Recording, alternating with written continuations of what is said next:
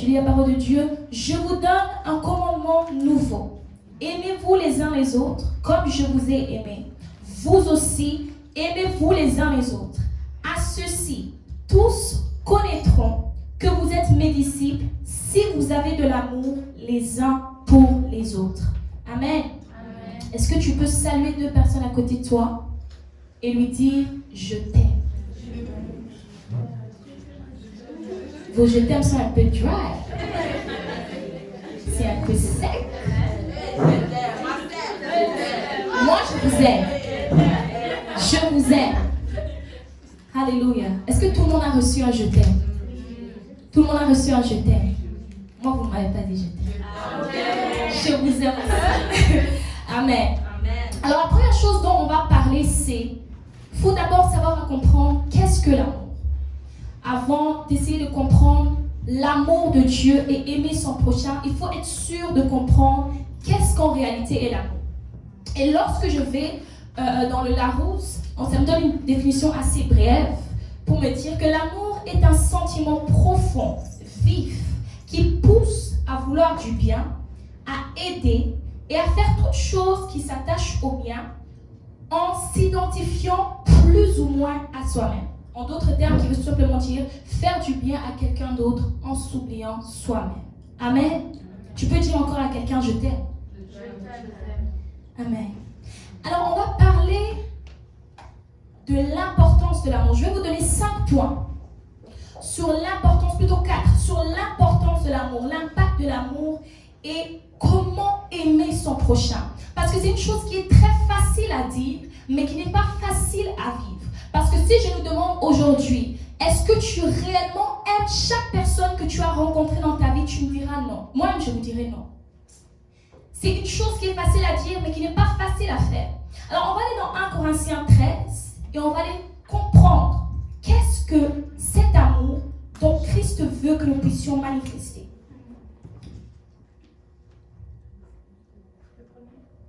1 Corinthiens 13. Ça va être une petite longue lecture, mais ça va aller.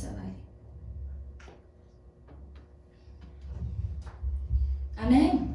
Alors, je lis la parole. La parole dit à partir du verset 1, « Quand je parlerai les langues des hommes et des anges, si je n'ai pas l'amour ou la charité pour certains, je suis un airain qui résonne ou une cymbale qui retentit.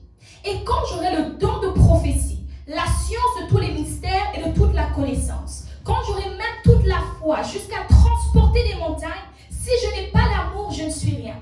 Et quand je distribuerai tous mes biens pour la nourriture des pauvres, quand je livrerai même mon corps pour être brûlé, si je n'ai pas l'amour, cela ne me sert à rien. » La définition. L'amour, verset 4, l'amour est passion. L'amour est plein de bonté. L'amour n'est point envieux. L'amour ne se vante point. L'amour ne s'enfle point d'orgueil. L'amour ne fait rien de malhonnête. L'amour ne cherche point son intérêt. L'amour ne s'irrite point. L'amour ne soupçonne point le mal. L'amour ne se réjouit pas de l'injustice, mais elle se réjouit de la vérité. L'amour excuse tout, croit tout, espère tout et supporte tout.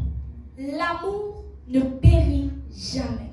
Les prophéties prendront fin, les langues cesseront, la connaissance disparaîtra, mais la Bible dit que l'amour ne périt jamais.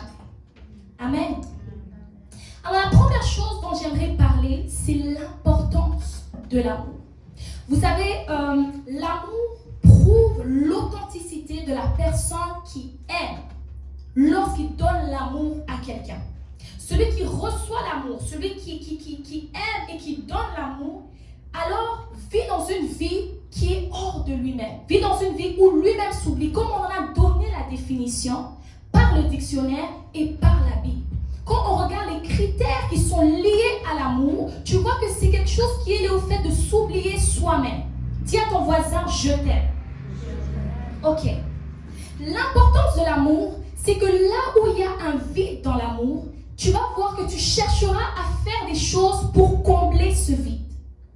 Je vous explique. Si tu regardes dans le parcours de ta vie, tous toutes les fois où tu manquais l'amour, toutes les fois où tu ne te sentais pas aimé, toutes les fois où tu ne te sentais pas sécure en toi-même, rappelle-toi des choix que tu as faits, des positions dans lesquelles tu t'es mis et des relations dans lesquelles tu t'es mis pour te sentir aimé. Et la plupart de ces choix que nous avons faits ont été faits à cause d'un manque d'amour et ont été des choix que nous avons regrettés par la suite. Parce qu'à cause du désir d'un moment seulement éphémère, nous sommes allés chercher quelque chose qui pouvait nous contenter dans le moment présent. Amen. Amen. Dis à ton voisin, je t'aime. L'amour nous empêche, l'amour se cultive. Le plus qu'on le dit, le plus que ça devient réel. L'amour nous empêche de nous détruire. D'où l'importance d'aimer ton prochain. On va aller tout doucement et on va aller, je vais vous parler terre à terre et on va ensuite aller dans le plus spirituel. Amen. Alors lorsque Christ nous dit d'aimer son prochain, ce n'est pas seulement par rapport à l'autre, c'est d'abord par rapport à nous. Parce que lorsque tu aimes ton prochain, il te sera difficile de faire certaines choses contre lui. Il te sera difficile de faire certaines choses contre même toi-même. Parce que lorsque tu aimes ton prochain, lorsque tu le regardes, tu te rends compte que l'amour te pousse à faire le bien au-dessus de tes propres désirs. Amen. Alors, c'est seulement par amour que tu peux couvrir la faute de ton frère. Aujourd'hui, on se dira, mais est-ce que je suis le gardien de mon frère? Comme Caïn. Suis-je le gardien de mon frère? Le salut est personnel. Mais Dieu nous dit, aime ton prochain. Vous savez, lorsqu'on regarde le monde aujourd'hui et qu'on regarde les chrétiens, il y a un contraste très bizarre. Alors que Christ nous a envoyé comme la lumière du monde pour illuminer le monde, nous sommes le genre de chrétiens et de personnes qui diront non, en fait, les ténèbres ne se mélangent pas avec la lumière. Mais tes lumières, en fait, la lumière de ton amour est censée être assez fort pour couvrir les ténèbres de l'autre. Et c'est par ton amour que tu le ramènes maintenant à Christ. Mais nous vivons dans une ère de temps où les chrétiens préfèrent être séparés des païens pour conserver leur salut qu'ils ont reçu aussi par grâce et par amour. Mais on va arriver là pour garder leur salut. Alors que Christ a recommandé aux disciples de vous aimer les uns les autres. Les uns les autres, ça ne se finit pas autour des 12. C'était tout le monde. On va arriver là aussi. Et c'est là qu'on verra aussi aujourd'hui où les chrétiens ou les gens tout simplement vivront une vie où ils n'ont pas peur de faire du mal à quelqu'un, ils n'ont pas peur d'être hypocrites, ils n'ont pas peur de blesser les gens parce qu'ils manquent l'amour. Alors en réalité, lorsqu'on dit d'aimer son prochain, ça commence par soi-même. Parce qu'il était impossible de donner quelque chose quand toi-même tu n'as pas. Il était impossible de manifester quelque chose que toi-même tu n'as pas expérimenté. Alors lorsqu'on parle d'un problème d'amour dans les cœurs, on parle en réalité d'un problème de cœur dans l'homme. Hein? Dis à ton voisin, je t'aime. On parle d'un problème de cœur dans l'homme. Et alors, j'aime cette illustration que la Bible nous donne, que nous sommes un corps. Il dit, même si il y a des parties du corps qui sont plus visibles aux yeux du monde et pour le monde qui a plus de valeur, même les parties cachées sont importantes pour le bon fonctionnement du corps. Mais aujourd'hui, nous nous sentons comme si, parce que moi je pense que je suis la main, tu sais, en vérité, toi je sais pas quelle partie du corps, mais je n'ai pas besoin de toi. Alors qu'un jour ou l'autre, tu auras besoin de quelqu'un. Parce que moi, j'aime le dire que oui, nous servons Dieu. Pour ceux qui servent Dieu et ceux qui aspirent à servir Dieu, je crois qu'on va tous finir par servir Dieu.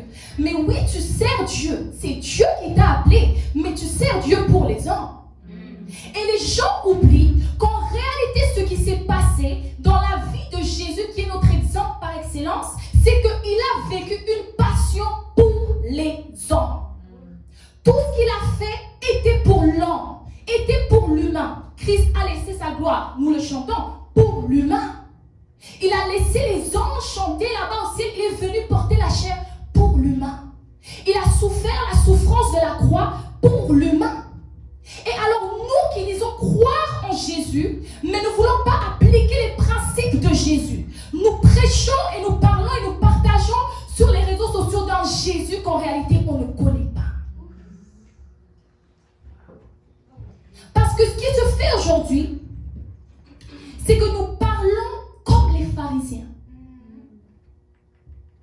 Parce que nous n'avons pas le cœur de Christ. Dis avec moi, ça commence par moi. Ça commence par moi.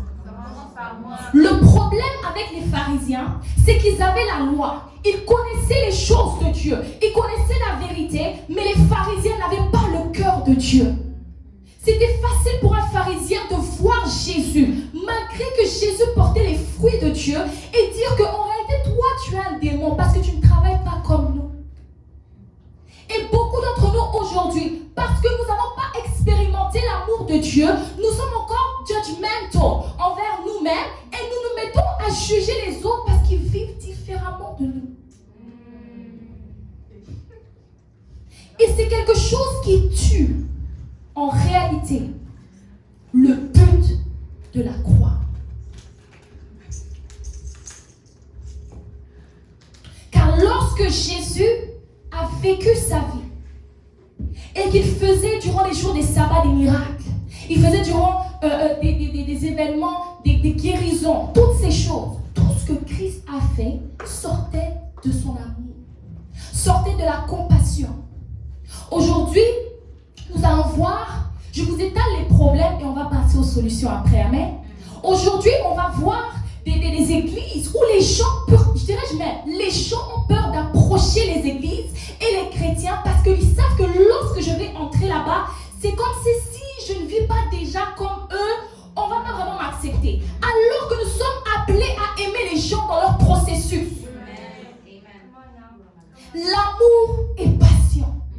L'amour supporte tout. L'amour pardonne tout. Si Adam et Ève, qui ont été faits des mains de Dieu lui-même, ont chuté, et toi et moi, qui sont sortis d'une femme, qui sont sortis avec une nature adamique, donc une nature déjà livrée au péché, nous, on est faillibles. Alors, comment peux-tu, lorsque tu regardes ta vie, juger la personne qui est à côté de toi? Que tu sois dans la sainteté ou dans le péché. Parce que nous tous avons vécu une vie qui n'a pas honoré Dieu. Nous avons tous vécu une vie où nous avons été jugés. Que ce soit par les gens ou par notre propre conscience. Et une fois que nous arrivons en Christ, nous oublions là où Dieu nous a ramassés. Alors que Dieu nous ramasse et nous sauve pour que nous emmenions d'autres personnes à la lumière de sa parole. La compassion est censée réellement rentrer dans nos cœurs au point où on peut dire oui, je suis le gardien de mon frère. Si tu es le gardien de ton frère, même si Dieu a créé son offrande et pas la tienne, tu ne vas pas le tuer. Car lorsque l'amour est là, l'amour supporte tout. L'amour voit l'autre comme au-dessus de lui-même. Mais maintenant, si moi je t'aime, et que toi tu m'aimes, et que j'aime l'autre, et que l'autre m'aime, et que l'autre t'aime, et que l'autre... Vous voyez pas qu'il n'y a plus de problème? Les problèmes sont finis. Si tout le monde s'aime, les problèmes sont terminés. Dis à ton voisin, je t'aime. Ah, Jésus. Alors, ce que nous devons comprendre en tant que chrétiens, c'est que le vrai combat n'est pas un combat, une quête d'onction, mais que le combat est une quête d'âme. C'est ce pourquoi nous devons nous battre. C'est ce pourquoi nous devons haïr le diable. C'est lui, la personne avec qui nous devons nous bagarrer à cause que nous voulons atteindre quelque chose. Pas la guerre parce que nous voulons tous avoir les mêmes amis, les mêmes choses, les mêmes ambitions, les mêmes projets et ça nous rend des ennemis. Ce n'est pas normal. En tant que chrétiens, nous avons comme but d'avoir avoir le cœur de Jésus. Nous avons comme but de porter le fardeau de Jésus. Amen. Et lorsque tu es le gardien de ton frère, tu empêches aussi à ton frère et à ta sœur de commettre certains péchés, certaines fautes. Car lorsque nous rejetons les personnes qui sont censées être près de nous, nous ne savons pas aux mains de qui nous les livrons. Il est plus facile pour le diable de piéger une personne qui n'est pas bien aimée qu'une personne qui est remplie d'amour. Une personne sans amour est une personne instable. Une personne sans amour est une personne faible. Une personne sans amour est une personne qui peut se perdre. Et c'est comme ça que le diable finit par ravir l'Église. Et nous appelons serviteurs de Dieu alors que nous faisons le travail du diable.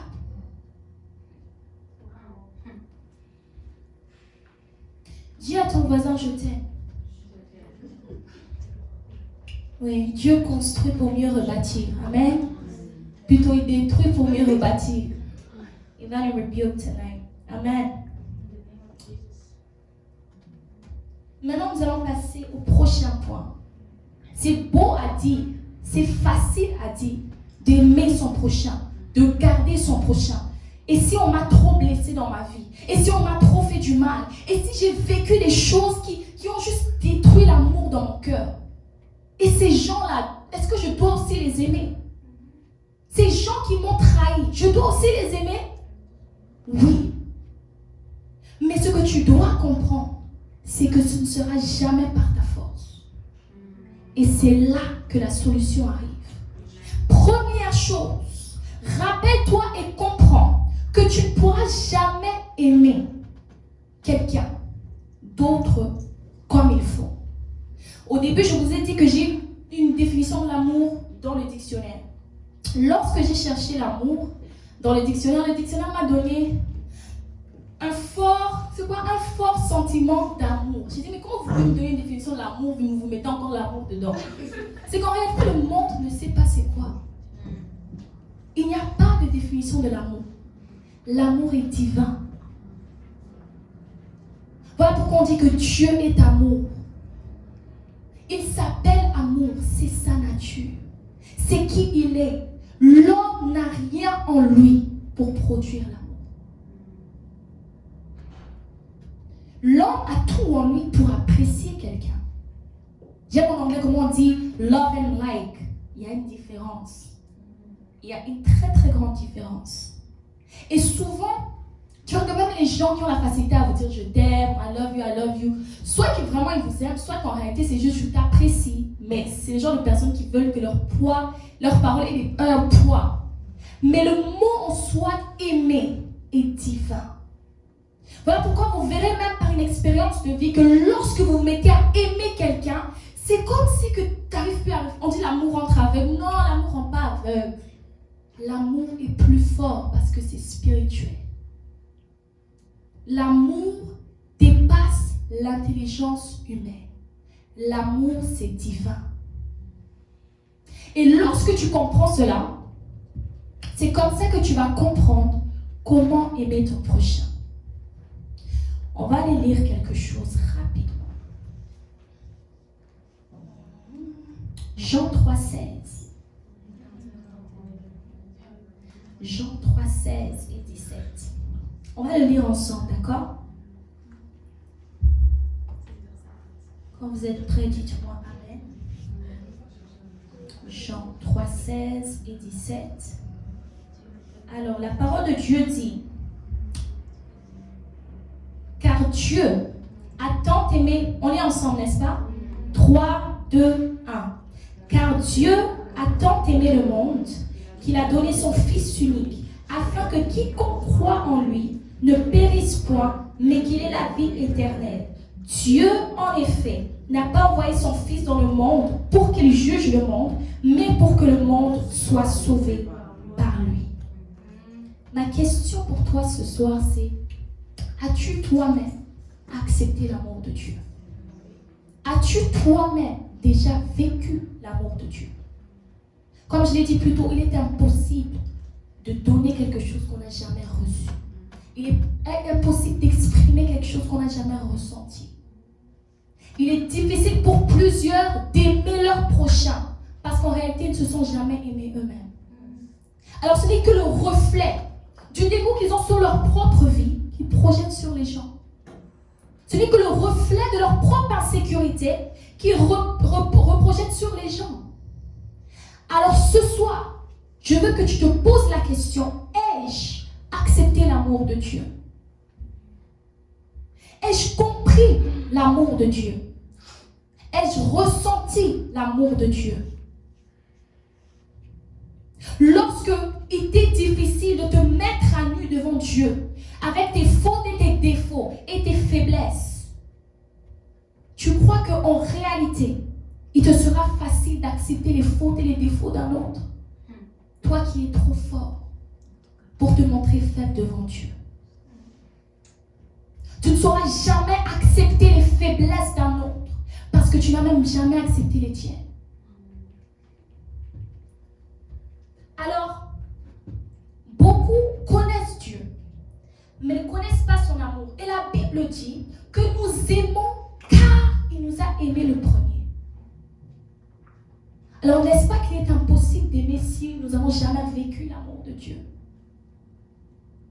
Il est impossible d'aimer si nous n'avons jamais reçu dans nos cœurs l'amour de Dieu. Et la Bible dit encore que l'amour de Dieu est répandu dans nos cœurs par le Saint-Esprit qui nous a été donné. Tant que l'amour de Dieu ne te restaure pas, tu ne pourras jamais aimer ton prochain. Tant que l'amour de Dieu ne renouvelle pas ta vie, tant que l'amour de Dieu ne renouvelle pas ton cœur, ne renouvelle pas ta pensée, ne renouvelle pas ton intelligence, tu n'aimeras jamais ton prochain. Tu vas toujours, tu as ce comment je peux appeler ça, lens de la vie, cette vision de la vie où c'est ce genre de personnes me font du mal à partir du 3e mois où je les parle. Et qu'est-ce qui se passe? C'est que toi-même, tu te mets dans une façon où tu bloques même l'amour que tu peux leur donner. Mais tu ne sais pas en réalité pourquoi ces personnes sont là. Tu ne sais pas en réalité qu'est-ce que ton amour peut changer dans leur vie. Tu ne sais pas en réalité quelle situation ces personnes traversent. Lorsque tu te mets à comprendre que chacun vit des combats différents, chacun a des épreuves différentes, tu verras que ton cœur changera par rapport aux gens. Beaucoup sont tombés parce que là où ils étaient, on n'a pas su les aimer. Beaucoup sont restés dehors parce que lorsqu'ils sont venus chercher l'amour, on les a d'abord jugés. Beaucoup n'ont même pas donné leur vie à Christ. Parce que lorsqu'ils sont venus demander à propos de ce Jésus dont tu parlais, tu les as ignorés. Pourquoi? Parce qu'ils n'avaient pas l'apparence qu'il fallait. Ils n'avaient pas le langage qu'il fallait. Ils n'avaient pas ce qu'il fallait pour plaire aux yeux des gens. Et aujourd'hui, nous nous retrouvons dans un point où le Saint-Esprit lui-même, qui est censé être dans nos vies et travailler en nous, ne peut même pas répandre l'amour de Dieu convenablement. C'est à se demander, sommes-nous réellement à l'image de Christ? C'est à se demander, est-ce que la croix a vraiment été efficace dans nos vies? C'est à se demander, est-ce que Christ est vraiment Christ dans nos vies? Dis avec moi les principes du royaume. Ça, c'est la partie que moi j'ai aimée. Comme j'ai dit, l'amour est divin. Alors, le seul qui peut nous montrer comment aimer, c'est l'amour lui-même, n'est-ce pas? C'est le seul qui peut nous apprendre à aimer. C'est le seul qui peut nous faire comprendre comment aimer. Et il a dit, je vous donne un commandement nouveau. Si c'est nouveau, c'est qu'il y avait quelque chose d'ancien. Qu'est-ce que ce commandement a remplacé?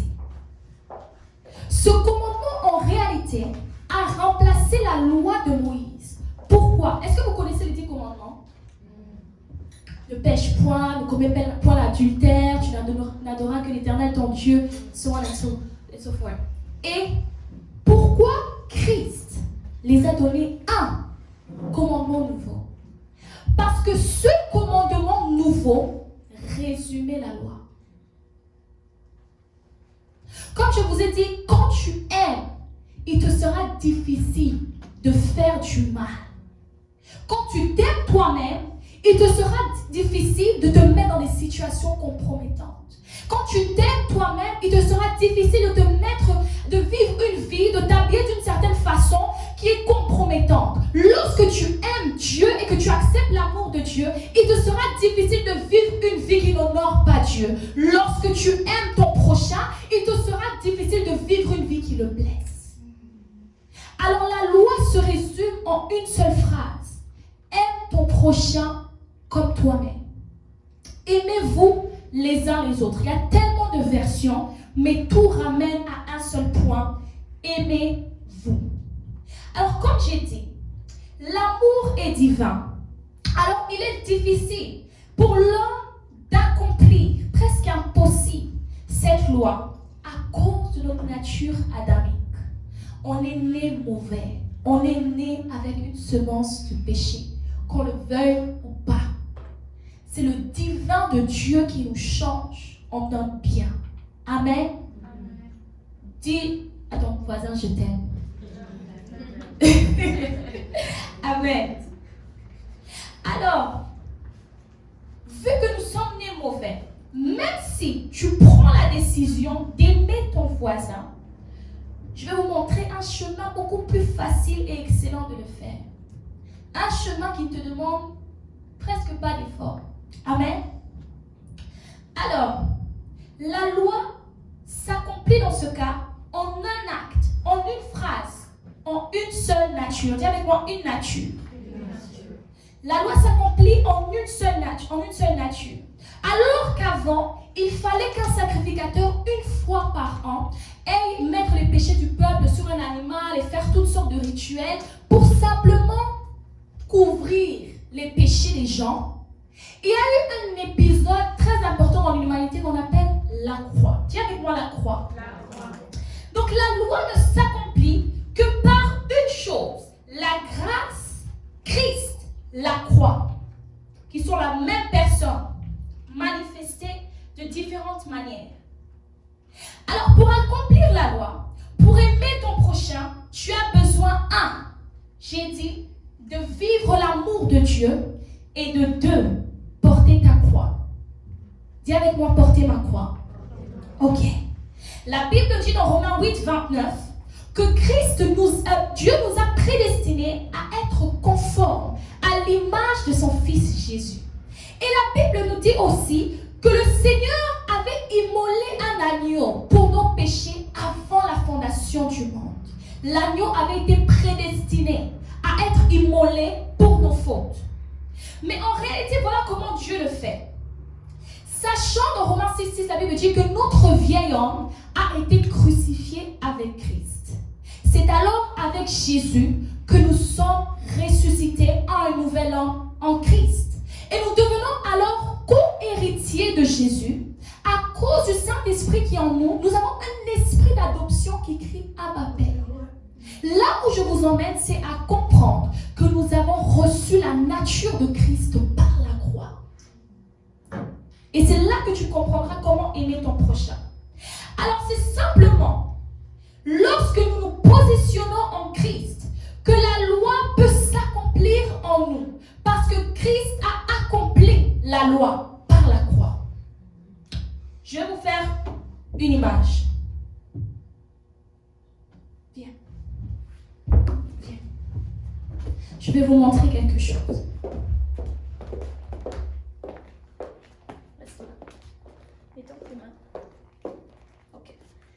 Elle illustre Christ sur la croix. Ok? Christ sur la croix, elle illustre nous, un homme et un humain. Lorsque l'homme choisit Jésus, est sauvé par Jésus, il n'a pas la nature de Christ, mais il a le salut de Christ. Et lorsque Jésus dit aux disciples, si tu m'aimes, suis-moi et porte ta croix, tu décides d'accepter, de commencer à ressembler à Jésus. Mais ce n'est pas facile. Alors, entre-temps, Dieu te brise.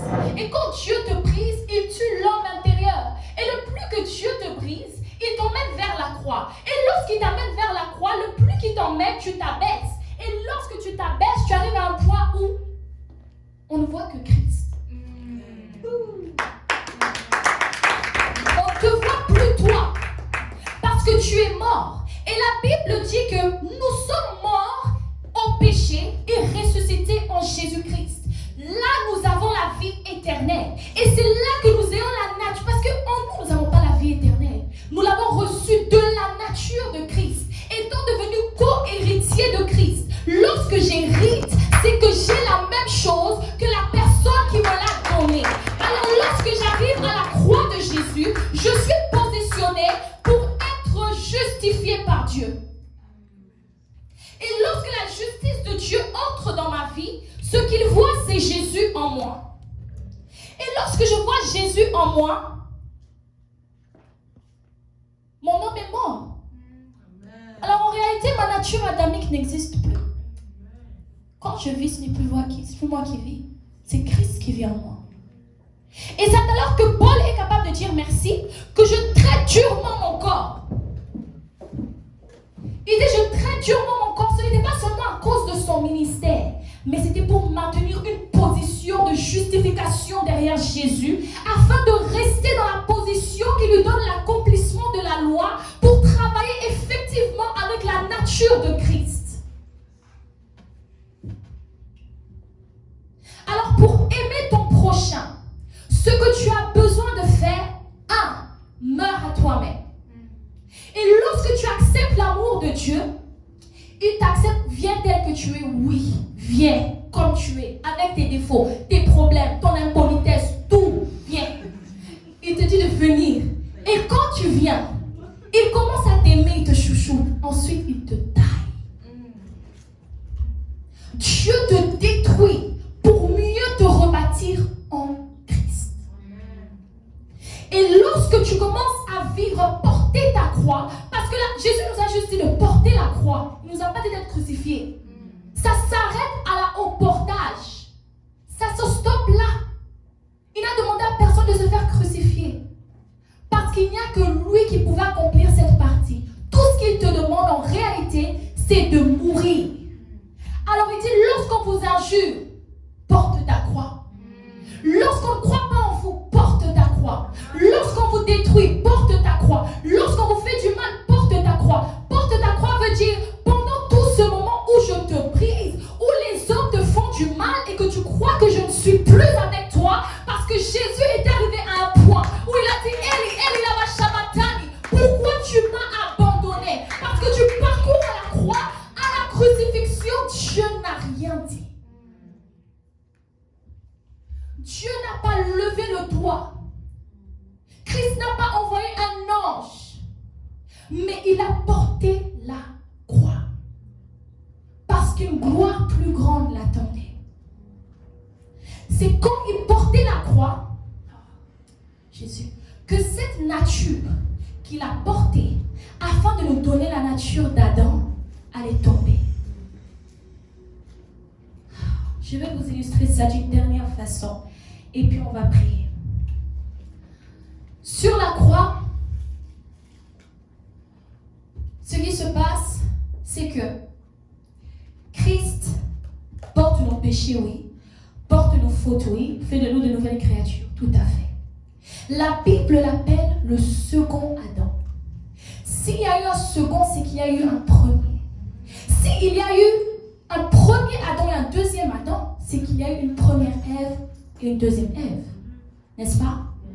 Alors lorsque Dieu laisse place à l'homme sur la terre et que l'homme domine, etc., Dieu prend la côte et crée une femme pour Adam. Mais de Christ, par contre, sort de l'eau et du sang et l'épouse sort. Lorsque l'eau et le sang sortent, ça c'est d'autres révélations, l'eau et le sang, mais Isha sort de Jésus, l'Église. En réalité, lorsqu'on parle de Isha, la femme, elle est la complétion de l'homme. Et Christ a dit aux disciples, vous ferez plus que moi. Mais ne peux pas faire plus que lui si tu ne commences pas par faire le petit qu'il a d'abord fait. Alors la femme n'est que la version amplifiée de l'homme. Alors Christ fait sortir l'épouse qui est l'Église. Et ce qui se passe, c'est ceci. Adam et Ève, au jardin, avaient une place bien précise, avaient la nature que Christ est venu nous redonner. Ils ont mangé quelque chose et ça les a fait quitter cet endroit. Christ a dit, mangez mon corps et buvez mon sang. Pourquoi? Parce que c'est seulement là que nous pouvons retourner à la place où Dieu nous avait d'abord mis et donc fait à son image et à sa ressemblance. Nous avons gardé l'image après qu'ils aient mangé les fruits au jardin, mais nous avons perdu la ressemblance parce que l'esprit a quitté. Et lorsque Christ dit mangez mon corps et buvez mon sang, ce qu'il fait en réalité, c'est dire à l'homme reprends la ressemblance que tu avais perdue. Alors lorsque l'épouse sort de l'époux, vous verrez que dans les mariages, ça ne prend pas de temps avant que la femme parle comme l'homme, agisse comme l'homme, réfléchisse comme elle devient la copie de son époux. N'est-ce pas? La femme devient la copie de son époux, que vous le voyez ou non, que vous soyez des féministes ou pas. La femme devient la copie de son époux. Et comment ça se fait? Par l'intimité. D'où je vais donner la dernière clé pour ce soir. Pour aimer ton prochain, avoir la nature de Christ, le Saint-Esprit. La Bible a dit, comme je l'ai dit tout à l'heure, que c'est le Saint-Esprit qui répand l'amour de Dieu dans nos cœurs. Le Saint-Esprit, il est comme la bague que la femme mariée porte. Il est le signe de l'alliance. Alors en réalité, lorsque Jésus a dit aux apôtres, moi je pars, je vous laisse pas orphelin, etc. Mais ne partez pas d'abord faire ce que je vous ai envoyé faire. Attendez à Jérusalem. Attendez l'Esprit. Parce qu'il voulait que lorsque vous partiez, lorsque l'Esprit sera venu, c'est alors que lorsque les gens vous verront, ils pourront dire en réalité ces gens sont réellement comme Christ. Pourquoi ces gens ont été appelés chrétiens? C'est à cause du Saint-Esprit. Les fils de Shiva ont fait la même chose que eux, chasser les démons. Il y a des gens qui chassaient les démons. Il y a même une femme qui avait l'esprit de Python qui prophétisait. Mais elle n'avait pas le Saint-Esprit. Tu peux opérer dans des dons, mais ne pas avoir la nature de Dieu. Mais avoir la nature de Dieu t'affirme d'opérer dans des dons. Parce que, voyez ceci, je clôture là. Voyez ceci. Jésus n'a jamais appris à ses disciples comment faire de miracles, comment guérir les malades, comment multiplier le pain, comment marcher sur les eaux. Il ne les a jamais montré comment faire l'extraordinaire. Mais il s'est limité à leur montrer deux choses. Comment prier et comment il avait compassion. Parce que Christ les a montrés. Comment prier? Comment tu es censé entretenir une relation avec le Père. La compassion, 2, parce que c'est ma nature. Tu peux parler la langue des anges et des hommes. Tu peux livrer ton corps même pour être brûlé. Mais si tu n'as pas l'amour, tu n'es rien. Alors le travail que Christ a fait en réalité, c'est de réinstituer sa nature dans l'homme. Pas seulement au niveau de la puissance, qui est une chose qu'il a fait, mais au niveau du caractère. Car le caractère t'assure les fruits liés au caractère. Le caractère de Christ t'assure de vivre comme lui. Voilà pourquoi, oh God, vous voulez que je vous dise quelque chose? Je vous dis une dernière chose. Les deux hommes qui ont énormément parlé de la croix sont Jean et Paul. Jean, Paul d'abord, est un apôtre, un homme, qui malgré qu'il n'a pas vécu pour voir Christ physiquement, parce que d'ailleurs il persécutait l'église, mais voyez comment son cœur a changé. Mais Paul a vu la croix de Christ dans son esprit. Jean, par contre, est un homme qui a parlé de l'amour de Dieu comme personne ne l'a fait. Pourquoi? Parce qu'à la croix, quand il n'y avait plus aucun disciple, il était le seul qui avait la position de voir l'amour de Dieu pour le monde. Alors la façon que tu écriras l'histoire des gens dans ta vie, dans ta tête, la façon que tu traiteras l'homme dépend de comment tu vois Christ. Dépend de ta position avec Dieu. Le plus près tu es de Dieu, le plus Dieu te révèle son cœur.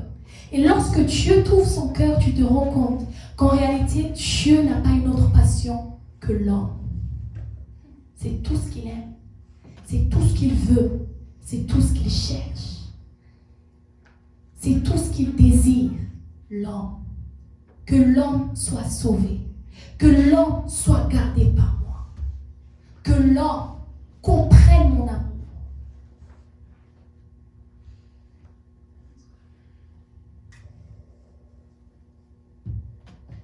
Alors ce soir, s'il y a une chose que je veux que tu retiennes, c'est que l'amour est divin. L'amour ne sort que de Dieu. Pour voir l'amour de Dieu, tu dois te positionner en Jésus. Pour donner l'amour de Dieu, tu dois te positionner en Jésus afin d'avoir sa nature. En tant qu'épouse, tu es lié d'office à sa nature. Tout est question maintenant de savoir la position que tu as avec Jésus. Beaucoup sont enfants de Dieu, très peu sont épouses. Alors que Christ ne revient pas chercher un enfant. Christ revient chercher une épouse qui ressemble à son mari.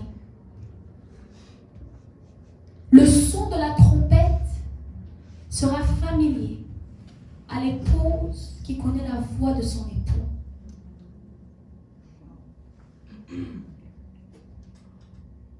Et c'est à là qu'on reconnaîtra que vous êtes mes disciples si vous vous aimez les uns les autres.